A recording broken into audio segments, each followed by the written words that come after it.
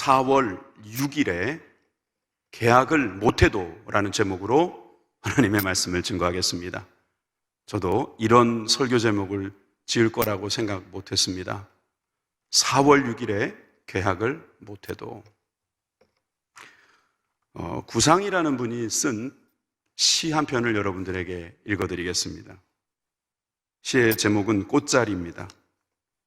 반갑고 고맙고 기쁘다. 앉은 자리가 꽃자리니라. 내가 시방 가시방석처럼 여기는 너의 앉은 그 자리가 바로 꽃자리니라. 불편하시지요? 어색하시잖아요? 근데 그 자리가 꽃자리니라. 지금 우리가 여기에 있습니다. 그분은 거기에 계시죠. 예배는 그분과 우리가 만나는 자리입니다. 우리가 있는 이 자리가 꽃자리니라. 우리의 일상 속에서 주님과 만났던 그 꽃자리가 그립고 또 지금도 이 자리가 있어서 또한 감사합니다. 여러분들이 이 자리에 계셔 주셔서 감사하고 한 분 한 분이 너무나 소중합니다. 오늘도 내일도 모레도 여러분들의 삶에 늘 꽃자리가 있게 되시기를 바랍니다. 평범이 비범이라는 말이 있습니다. 평범한 것이 알고 보니 비범한 것이었다. 이것이 요즘에 우리에게 매우 절감이 되지 않습니까? 학생들이 가방을 메고 마치 병아리처럼 삐약삐약거리고 학교 가는 모습이 그립습니다. 직장인이 회사 다녀오겠다고 불이 나게 준비하여 나가는 모습, 그래서 버스 안에서 사람들과 만나 이야기도 하고 가방도 들어주고 그런 정감 있는 모습이 그립습니다. 여러분, 이렇게 우리가 평상시에는 그렇게 실감하지 못했던 일들이 요즘에는 그리운 이유가 그 평범한 것도 알고 보니 비범이었다는 것, 그런 거 아니겠습니까? 학생은 학교에 돌아가고 직장은 직장으로 돌아가고 또 식당과 카페에서 사람들이 오순도순 모여서 대화를 나누면서 또 전도도 할 수 있는 그런 날이 속히 오기를 간절히 소망합니다. 코로나19가 우리의 생활을 많이 바꿔놓았습니다. 앞으로도 계속 바꾸어 줄 것 같아요. 이렇게 바뀌고 있는 상황에서 아무래도 예방약이 나올 때까지는 우리가 어떻게 보면 자유롭지 못할 것 같습니다. 공무원들도 아마 그런 생각으로 움직이는 게 아니실까 생각합니다. 특별히 교육부에서 3번이나 개학 일정을 연기하는 것을 볼 때 아마 내일이면 구체적인 안이 나오겠지만 이번 4월 6일 개학안도 100% 보장하지는 못할 것 같습니다. 그 이유가 아무래도 이 코로나에 대한 문제가 그분들의 눈에 또 우리들의 눈에도 이게 심각하기 때문입니다. 아니 코 흘리게 학생들이 다니는 개학, 학교에 대해서 그렇게 심각하게 이야기하십니까? 하실지 모르지만 사실 이게 굉장히 중요한 것입니다. 여러분, 철부지 녀석들이 학교를 다니기 시작했다는 이야기들은 개구장이 아이들이 학교를 다녔다는 것은 마스크 쓰라고 해도 안 쓸 아이들이 학교에 나갔다는 것은 비교적 안정됐다는 이야기거든요. 그러면 우리에게 어떤 일상이 조금씩 조심스럽게라도 열리기 시작하는 거니까 이 개학이 주는 의미가 상당히 큽니다. 2달 전부터 어떤 교회는 선제적 조치다 해서 교회 문을 닫았습니다. 그런데 그분들도 지금 그런 이야기 합니다. 개학하면 다시 열어야지요. 가톨릭 교회에서도 4월 6일 미사를 다시 시작하겠다라고 했지만 혹시라도 개학이 연기되면 아마 그들도 연기할 것 같습니다. 사람이 어떤 일을 할 때 계획을 세웁니다. 그 계획을 세울 때 시간, 장소, 방법들을 구체적으로 세우게 되지요. 그런데 그것이 잘 안 될 때가 있습니다. 여러분, 사람은 생각합니다. 계획합니다. 그러나 그 일이 잘 안 됩니다. 사람은 완전하지 않기 때문에 계획도 세웁니다. 그러다 보니 또 그 계획이 잘못되는 경우도 있고 계획대로 되지 않을 때가 있다, 그 말입니다. 그래서 우리 인간이 계획하지만 그 길을 인도하시는 분 하나님이다. 잠언 말씀을 우리가 잘 알고 있습니다. 잠언 16장 9절 말씀을 한번 보십시오. 사람이 마음으로 자기의 길을 계획할지라도 그의 걸음을 인도하시는 이는 여호와시니라. 여러분, 한 구절, 한 단어 한 단어가 얼마나 와닿습니까? 이런 걸음을 인도하시는 하나님께서 우리를 어떻게 인도하시는가? 하나님이 인도하시는 방법에 대해서, 우리가 때로는 그 계획대로 되지 않았을 때 하나님은 또 어떻게 인도하시는가에 대해서 여러분 알고 싶지 않으십니까? 하나님께서 우리의 계획 가운데 어떻게 역사하시고 어떻게 도와주시고 어떻게 인도하시는지에 대해서 오늘 이 시간 두 가지로 나누어 보도록 하겠습니다. 첫째는 아무것도 염려하지 말아야 합니다. 4월 6일 개학을 못해도 아무것도 염려하지 말아야 합니다. 빌립보서 4장 6절, 4월 6일 4장 6절 같이 읽도록 하겠습니다. 시작. 아무것도 염려하지 말고 오직 모든 일에 기도와 간구로 너희 구할 것을 감사함으로 하나님께 아뢰라. 아멘. 여기서 아무것도 염려하지 말고, 아무것도 염려하지 말고라는 말에 여러분들이 시선을 놔주시기 바랍니다. 여러분, 이 말씀은 빌립보서에 기록된 말씀입니다. 빌립보서는 사도 바울이 옥중에서 쓴 편지입니다. 로마에 갇혀 있으면서 쓴 옥중 편지입니다. 이 빌립보라고 하는 지역에 사실 사도 바울은 원래부터 가고 싶지는 않았던 것 같습니다. 환상 중에 마게도냐 사람이 우리를 와서 도우라고 하는 그 환상을 보고 그는 이끌리듯 그곳에 갔습니다. 유럽의 첫 교회가 세워지게 된 것도 그 때문이었습니다. 2차 전도 여행 때 그곳에 다녀온 후에 거기서 교회가 세워졌어요. 루디아라는 한 여인을 만났고 그 여인의 도움을 받았습니다. 그 지역에 귀신 들린 사람이 있었습니다. 그 사람을 치료해줬지요. 치료해줬어요. 그런데 그 주인이 사도 바울을 고소하게 되고 그로 인해서 감방에 들어가게 됐습니다. 감옥에서 그는 간수에게 복음을 전할 수 있었고 거기서 하나님이 주시는 놀라운 기적을 우리들에게 보여준 기억도 있습니다. 사도행전 16장에 나오는 이 빌립보 감옥의 사건, 이것만 보더라도 빌립보 교회에서 어떠한 일들이 있었는지 우리는 대략 짐작할 수 있습니다. 많은 사람들이, 특별히 이 빌립보 사람들이 사도 바울을 존경하고 사랑하고 그를 도왔던 것을 성경을 여러 군데 통해서 알 수 있어요. 그런데 이것이 너무 고마웠던지 사도 바울은 감옥에 갇혀서 그들에게 편지를 보냅니다. 일종의 감사 편지 같은 거죠. 땡큐 노트, 그런 것을 적어서 보내줍니다. 그러다 보니까 많은 옥중서신이 있는데 그 중에서 이 빌립보 옥중서신은 좀 더 특이합니다. 이를테면 에베소서나 골로새서의 내용은 교리적인데 반면 이 빌립보서는 매우 간증적이고 실천적입니다. 그래서 이 빌립보 교회에서 일어났던 일들이 우리들에게 주는 메시지가 있다라고 저는 생각합니다. 여러분 한번 생각해 보십시오. 환상을 보았습니다. 하나님의 인도하심을 받은 것입니다. 자기 계획대로 간 것이 아니라 하나님의 계획대로 갔다고 볼 수도 있습니다. 그러면 잘 돼야죠. 잘 되면 좋잖아요. 그런데 핍박을 받았다, 고난을 당했다, 추방까지 당했다, 이렇게 되면 여러분 어떻게 하시겠습니까? 이건 뭐지? 내가 뭘 잘못 들었나? 그냥 내가 잘못 들었구나, 이렇게 생각하고 넘어가시겠습니까? 여러분, 우리는 말씀대로 살아야 합니다. 말씀은 뭐라고 말씀하시냐면 아무것도 염려하지 말라는 거예요.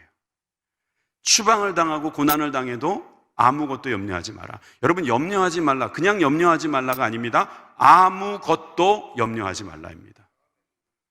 여러분이 아무것도 염려하지 말라는 말씀, 우리가 잘 생각해 보면서 먼저 염려에 대한 이야기부터 해보죠.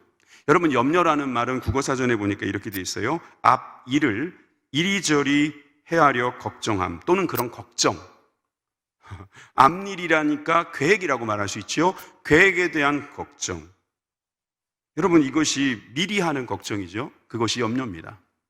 여러분이 염려에 대해서 또한 성경은 우리에게 메시지를 주는 게 있습니다. 원어를 보게 되면 메림나오 이렇게 되어 있는데 나누다라는 메리조와 누스라고 하는 마음이 결합이 돼서 합성어로 메림나오 이렇게 됩니다. 그러니까 이걸 해석하면 마음이 나뉘었다 이런 뜻이에요.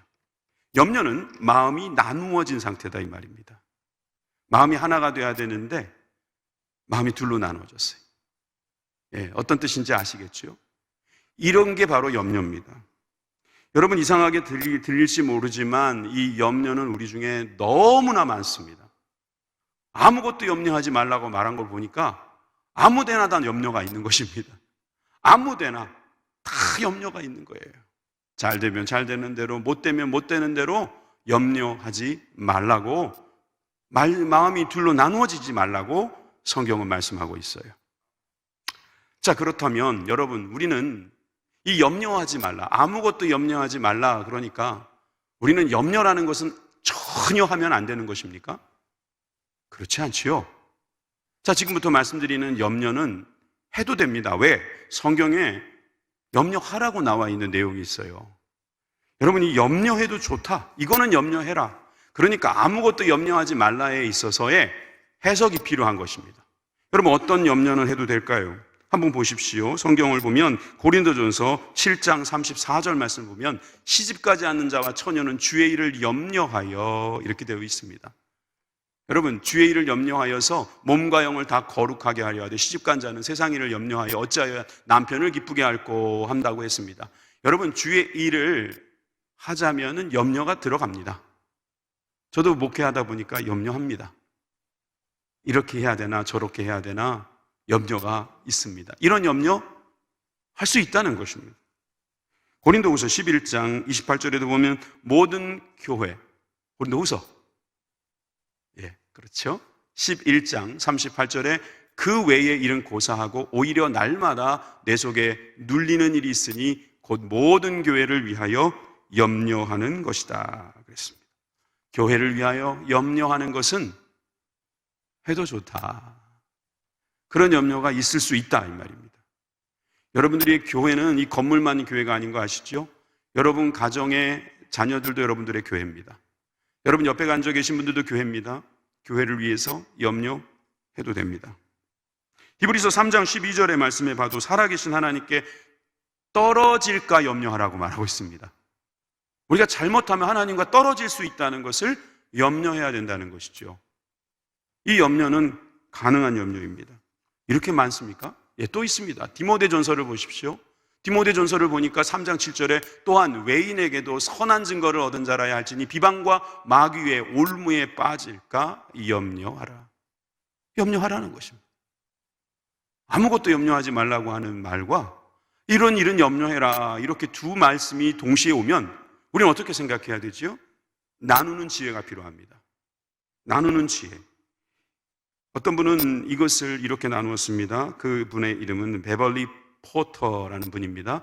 이분은 쓸데없는 걱정, 현명한 걱정이라는 책을 썼는데 여기에서 두 가지 용어를 사용했어요. 파괴적인 염려, 생산적인 염려. 지금 우리가 찾고 싶은 단어예요. 바로 파괴적인 염려가 있습니다. 그것은 염려하면 안 됩니다. 그러나 생산적인 염려는 해도 됩니다. 해야 됩니다. 그래야만 됩니다. 그러니까 염려할 것이 있고 염려하지 않을 것이 있고, 우리는 그것에 대해서 염려해야 될 때는 하고 하지 말아야 될 때는 하지 않아야 합니다. 여러분 이 염려는 이 포터의 말에 의하면 중독성이 있다고 그래요. 그래서 행복하게 살고 싶다면 마약을 끊으라는 거예요. 염려라는 마약을. 염려에 대한 마약이 우리의 삶을 파괴하고 있으니까 이 파괴적인 염려는 없어야 된다, 그렇게 이야기합니다. 파괴적인 염려에 세 가지 요소가 있다고 말해요. 3부, 세 가지 부, 3부. 첫째는 부정적인 경험, 둘째는 부정확한 미래, 세 번째는 부정적 상상. 한 가지 이야기를 해볼까요? 위가 조금 아파요. 배가 좀 아프면 어머니가 위암으로 돌아가신 분들은 상상을 하기 시작합니다. 어머니가 위암으로 돌아가셨으니까 속이 쓰린데, 그러면서 상상을 하기 시작하죠. 부정확한 그 정보를 가지고 상상을 하면서 이러다가 내가 위암으로 죽게 되면 어떡하지? 죽으면 우리 아이는 누가 키우지? 죽으면 우리 아이는 누가 결혼시키지? 우리 남편은 누구랑 다시 결혼하지? 그러면서 온갖 상상의 나래를 펼치고 병원에 가보면 저녁에 식사하지 마세요. 위험입니다. 이렇게 끝나는 경우가 많단 말이에요. 물론 위험도 잘 다스려야지 되지만 여러분, 우리는 너무 지나치게 염려한다 이 말입니다. 이런 파괴적인 염려는 그러니까 죄입니다. 죄. 이게 왜 죄냐? 잠언 17장 22절의 말씀을 보십시오. 마음의 즐거움은 양약이라도 심령의 근심은 뼈로 마르게 하느니라. 여러분, 심령의 근심, 이 염려는 뼈로 마르게 한다는 거예요. 여러분, 마음의 질병이 육신의 질병으로 옮겨가는 과정을 이야기하는 것입니다. 이런 사람들은 소화불량, 신경쇠약, 궤양, 여러분 두통, 발진, 초조함, 불면증, 심지어 잔뇨, 이런 여러 가지 질병들이 그분 앞에 그냥 도사리고 있거나 이미 들어온 경우가 많습니다. 혈압도 올라가고 그로 인해서 성격도 조급해지고 이 염려로 시작된 이 질병이 우리의 몸을 죽입니다. 이게 죄지요. 하나님께서 주신 하나밖에 없는 이 몸을 그렇게 만들었으면 그건 죄입니다. 이것은 또한 영적 성장을 저해합니다. 마태복음 13장 22절의 말씀을 보세요. 가시떨기에 뿌려졌다는 것은 말씀을 들으나 세상의 염려와 재리에 유혹에 말씀이 막혀 결실치 못하는 것이다. 여러분, 씨앗이 옥토에 떨어져야 되는데 저렇게 가시떨기에 떨어지면 결국 세상의 염려, 이렇게 하면 안 될까? 이렇게 하면 될까? 등등의 염려. 여러분, 그 염려는 결국은 파괴적으로 우리를 열매 맺지 못하게 만듭니다. 우리 영적 성장을 저해시킨다는 거예요. 우리가 단순히 생각을 잘못했을 뿐인데 영적으로까지 영향을 주는 이 염려는 죄입니다. 마태복음 6장 27절에도 그러므로 누가 염려함으로 그 키를 한 자나 더할 수 있느냐 이렇게 말씀하고 있습니다.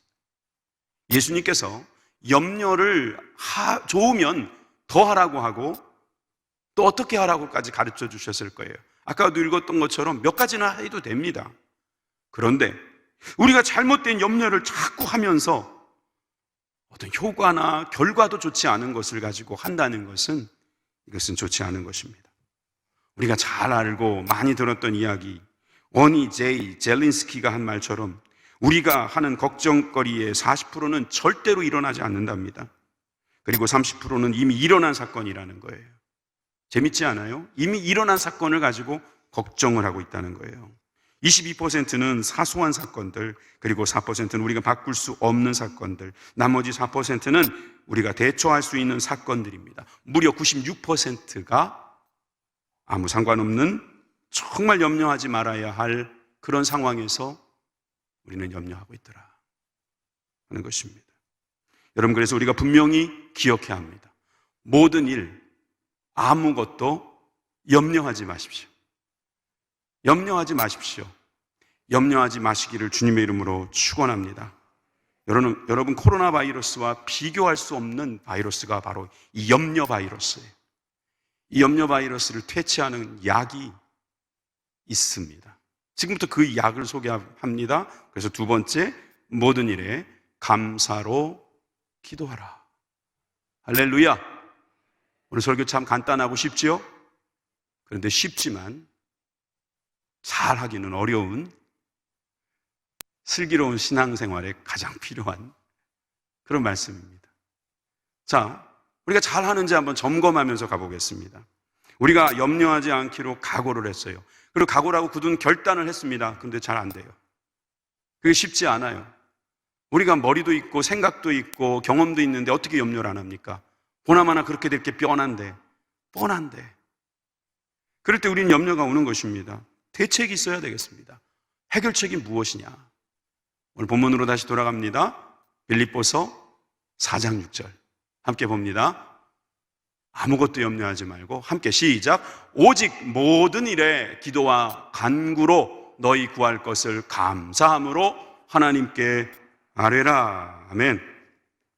바울은 이 빌립보서를 쓰면서 기쁨을 강조했어요.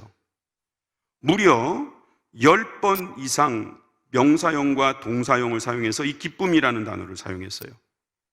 감옥에 갇혀서 사람들에게 욕을 먹고 심지어 추방까지 당했던 그 안 좋은 기억이 있었던 빌립보를 보면서 기뻐하라, 기쁘다, 기쁨 이런 말을 할 수 있었던 것은 그 사도 바울 안에 무엇인가 있었기 때문이겠죠. 무엇인가를 했기 때문이겠죠.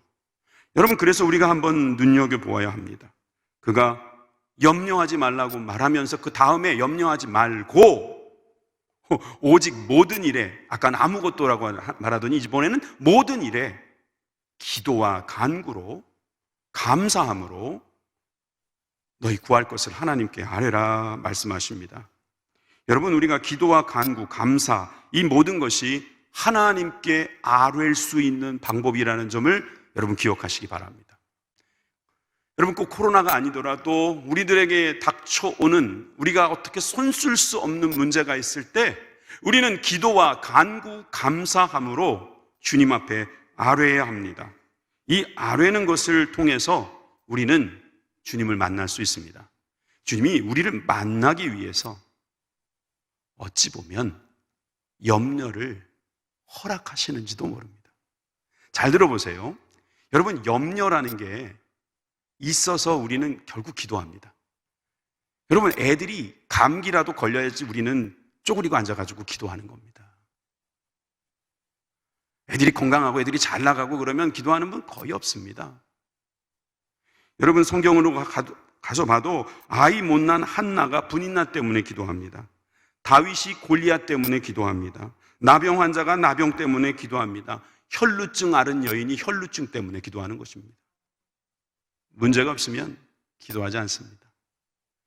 이 땅에 얼마나 기도를 안 하고 주님 앞에 감사하지 않고 얼마나 교만했으면 주님께서 우리에게 이런 염려거리를 주셨을까 생각나는 대목입니다.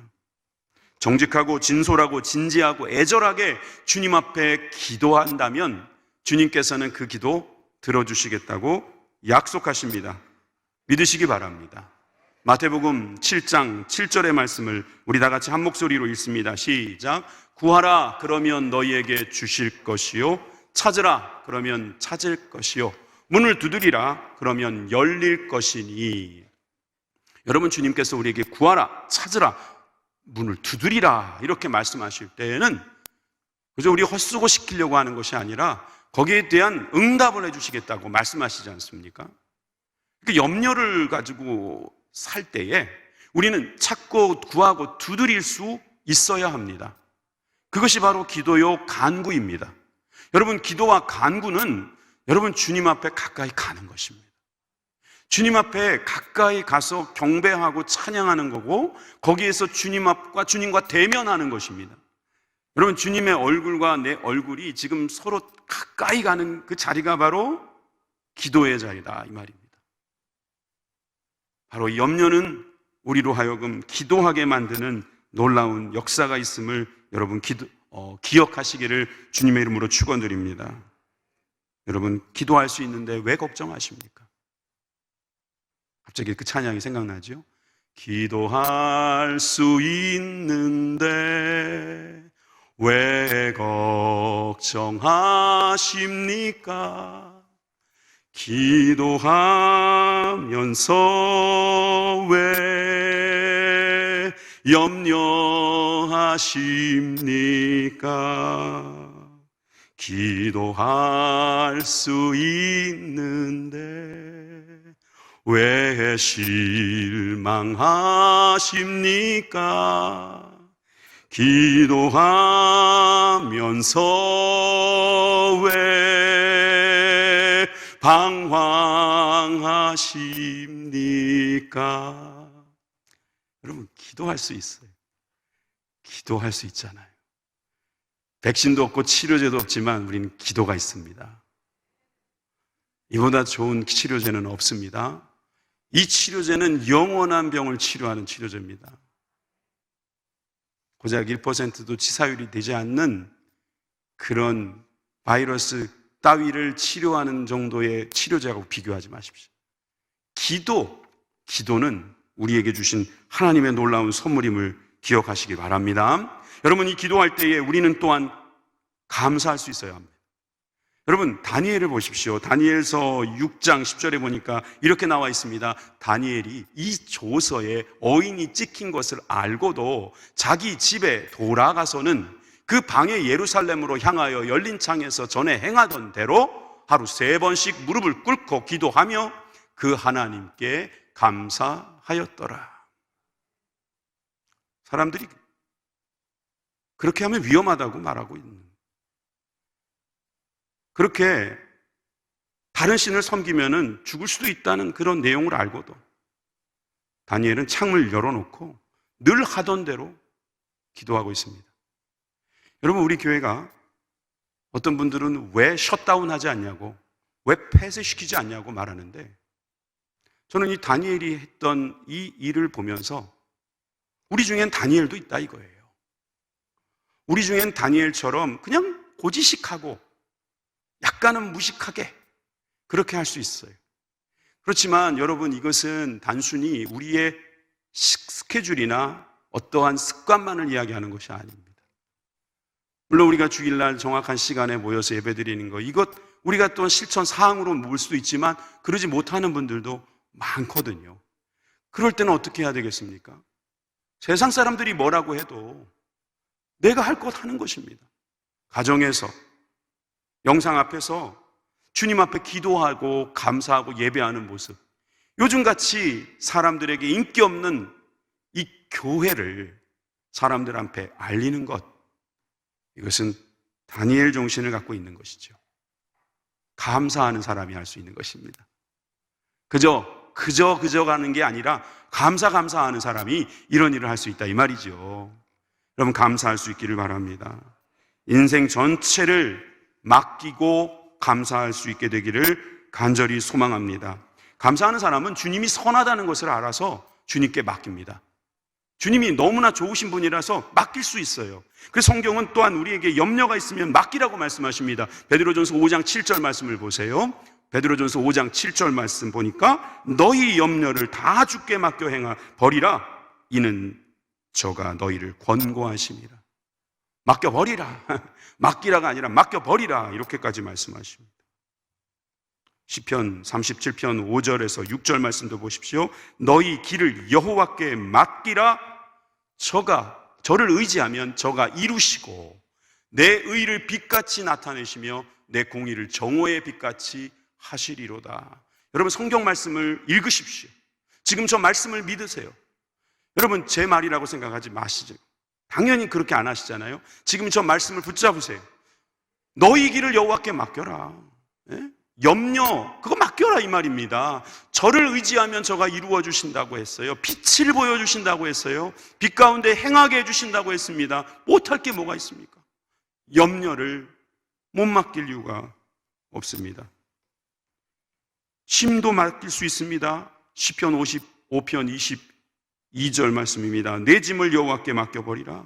너를 붙드시고 의인의 요동함을 영영이 허락지 아니하시리로다. 여러분, 짐 맡길 때 믿을 사람한테 맡기죠? 주님 믿을만 하시잖아요. 신실하신 하나님께 맡겨야죠. 그 외국인들이 우리나라 공항에 와서 공항버스를 탈 때 카트를 이렇게, 그 카트라고 하나요? 그 캐리어, 개인 캐리어들을 쭉 세워놓는 걸 보고 놀래가지고 막 영상을 찍어놓은 걸 봤어요. 사람이 줄 서야 되는데 캐리어를 줄 세워놓는 거죠. 이건 사실 사회에게 맡겼다 이런 뜻이 되는 거예요. 그러니까 이 나라는 어떻게 사람들을 믿고 맡기느냐. 만약에 우리나라에서 이렇게 해놨으면 당장 집어갔다는 거예요. 여러분, 우리가 이렇게 사회적인 신뢰가 있는 나라가 되어가고 있어요. 사람도 이렇게 잘 믿으면서 왜 하나님은 못 믿겠습니까? 하나님을 믿으시길 바랍니다. 믿으셨으면 맡기십시오. 예, 맡기시는 겁니다. 지금 우리는 기도를 이야기하고 있어요. 그러니까 맡기는 것은 기도하는 거예요. 어떻게 맡기냐고 물어보지 마세요. 이렇게 지금 말씀드렸잖아요. 기도하면서 맡기는 거라고요. 하나님 맡아주세요. 우리 유치부 학생들을 위해서 제가 지금 하는 거예요. 어린이 여러분, 어떻게 맡기는 거냐면 이렇게 맡기는 거예요. 하나님, 저의 어려움을 맡아주세요. 그럼 하나님 맡으신 거예요. 이게 얼마나 쉽습니까? 진심으로 하나님께 맡기고 그 다음에 찾아오지 마세요. 하나님께 맡겨버리세요. 진짜 맡겨놓고 우리는 우리 할 일을 하면 되는 것입니다. 우리 할 일을 하십시다. 우리 할 일 하면 주님께서 우리를 이용하십니다. 사용하십니다. 세우십니다. 특별히 주님께서 능력으로 채워주실 줄 믿습니다. 또한 잠언에도 보면 염려하지 말고 우리가 맡기자 하는 이야기 또 합니다. 너희 행사를 여호와께 맡기라. 그리하면 너희 경영하는 것을 이루리라. 여기 사업하시는 분들 많죠? 사업하시는 분만 경영하는 게 아니에요. 학생들도 다 경영이에요. 여러분 가정도 경영입니다. 이 얼마나 골치 아픈 문제입니까? 염려가 많죠. 근데 이것도 주님께 맡기라는 거예요. 이 맡긴다는 것은 사실 다 맡기기는 어렵잖아요. 영수증 처리해 주실 것도 아니고 주님께서 뭐 어떤 문제를 진짜 탁 인간으로 나타나셔서 뭐 해주실 것도 아닌데 어떻게 하라는 것입니까? 염려를 맡기라 이 말입니다. 경영을 하면서 생기는 염려, 이 염려를 주님께 맡겨야 돼요. 어떻게 해야 돼요? 기도로 맡기는 거예요. 기도로 맡기시기를 주님의 이름으로 축원합니다. 기도하고 계속 그 마음이 주님께 가야 되지 자꾸 염려로 가가지고 염려 쓰레기통 뒤지고 있으면 안 됩니다. 염려 쓰레기통에는 각양의 나쁜 것들이 우리에게 악취를 풍기면서 다가올 것입니다. 그러니까 주님께 맡기시고 쳐다보지도 마십시오. 여러분 컵 안에 검은 물이 있다고 해서 그 검은 물을 막 흔든다고 없어집니까? 이 검은 물을 없애려면 그 컵에다가 맑은 물을 계속 퍼붓는 것입니다. 맑은 물, 우리 하나님의 말씀, 하나님의 영, 하나님의 역사가 그곳에 부어지면 자연스럽게 깨끗해지는 거지요. 그것이 바로 주님께 염려를 맡기는 우리들의 모습인 줄 믿으시길 바랍니다. 그래서 오늘 우리가 읽었던 빌립보서 4장 6절의 말씀의 또 결론 7절은 이렇게 말하고 있죠. 노란 글씨만 한번 읽어볼까요? 그리하면 모든 지각에 뛰어난 하나님의 평강이 그리스도 예수 안에서 너희 마음과 생각을 지키시리라. 아멘. 우리 하나님은 어떤 분이십니까? 모든 지각에 뛰어나신 분입니다. 하나님의 샬롬이 우리들 가운데 넘치게 하시고 우리의 마음과 생각을 탁 붙들어 주실 줄 믿습니다. 파괴적인 이런 염려를 맡긴 사람은 이제부터는 파괴적인 말을 하지 않습니다. 생산적인 말을 합니다.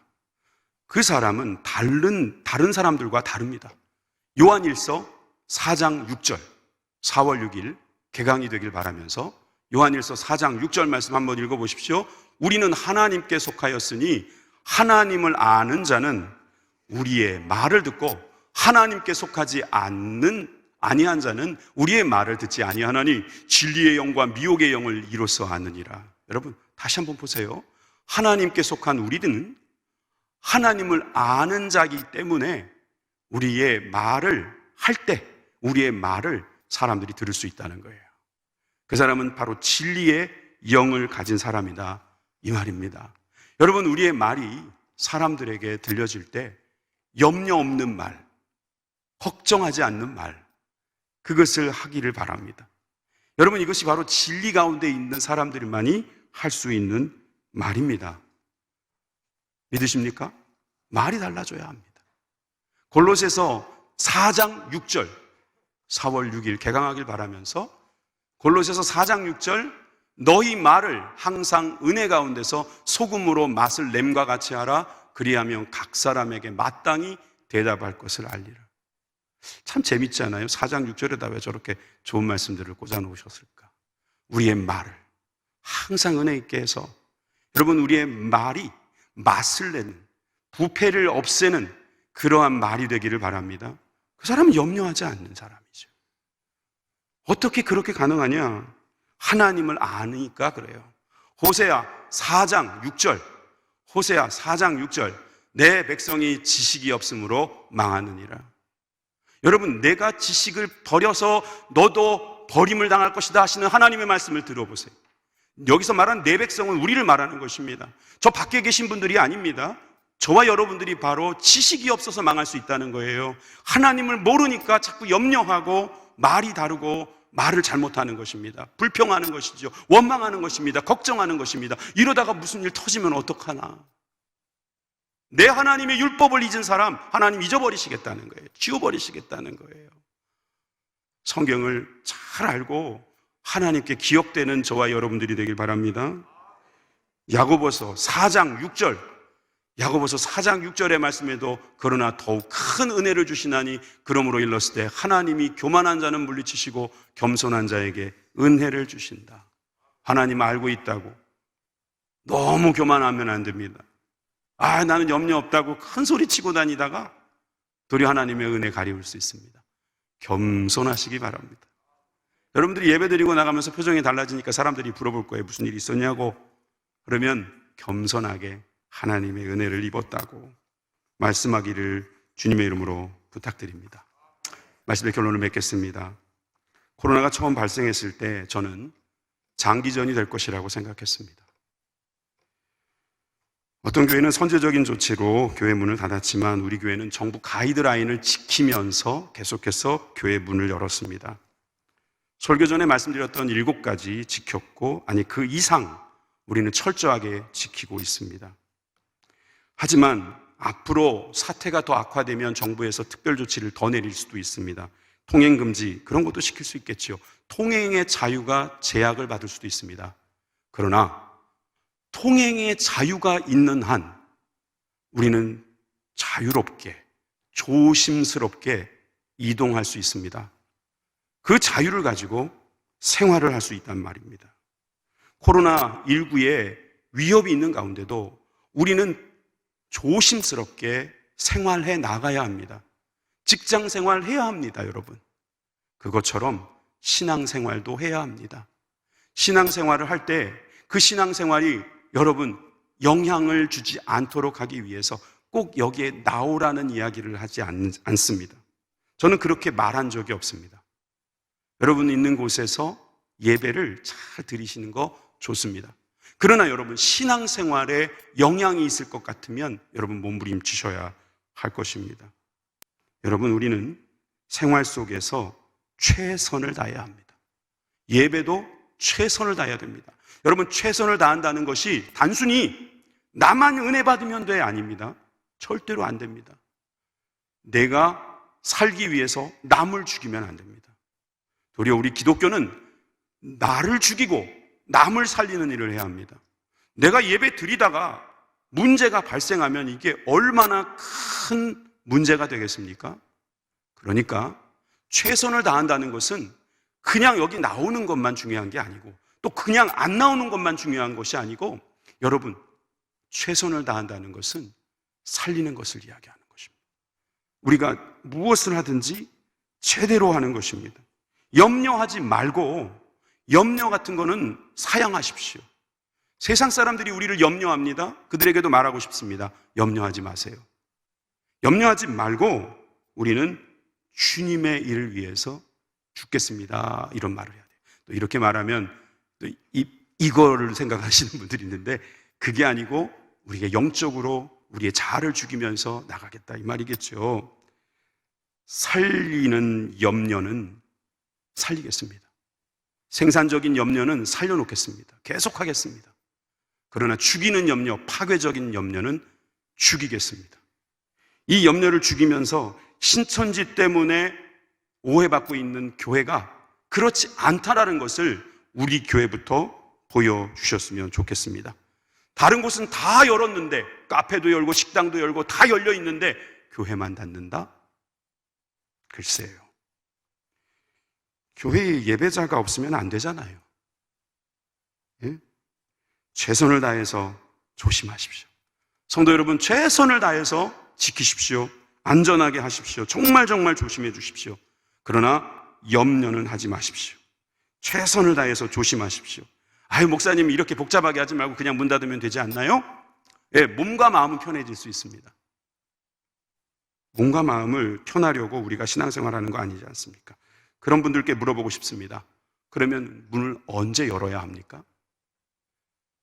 4월 6일에 계약을 못하면, 그래서 4월 20일로 연기돼서 4월 20일 날도 못하면 계속 문을 못 열어야 합니까? 교육부 장관에게 교회 문을 열고 닫는 것을 맡겨야 합니까? 예? 지금 정부도 최선을 다하고 있는 거 다 알고 있습니다. 지금 정부가 내린 조치 잘 하고 있습니다. 우리 준칙만 지켜달라는 거 아닙니까? 아직까지는 종교를 탄압한다고 저는 생각하지 않습니다. 그렇지만 여러분, 우리는 염려는 하지 말아야 합니다.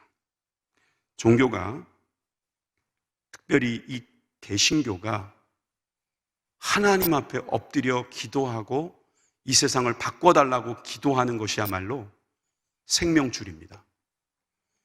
우리가 모여서 나 복 받겠습니다 하고 모인 것이 아니라 이 나라 살려달라고, 이 나라 건져달라고, 전 세계 지구촌에 있는 많은 영혼들을 건져달라고 기도하는 것이 되는 한 이 예배는 계속되어야 합니다. 만약에 정부에서 이것을 종교 탄압으로 만약에 했다면 제가 나서서 싸우겠습니다. 최선을 다해서 예배드리는 것입니다. 4월 6일 개학 못해도 학생들은 공부해야 합니다. 4월 6일 개학 못해도 예배는 드려져야 합니다. 4월 6일 개학 못해도 아무것도 염려하지 말고 오직 모든 일에 기도와 간구로 우리가 구할 것을 하나님께 감사함으로 아뢰게 되시는 저와 여러분들이 되기를 주님의 이름으로 축원드립니다. 기도하겠습니다.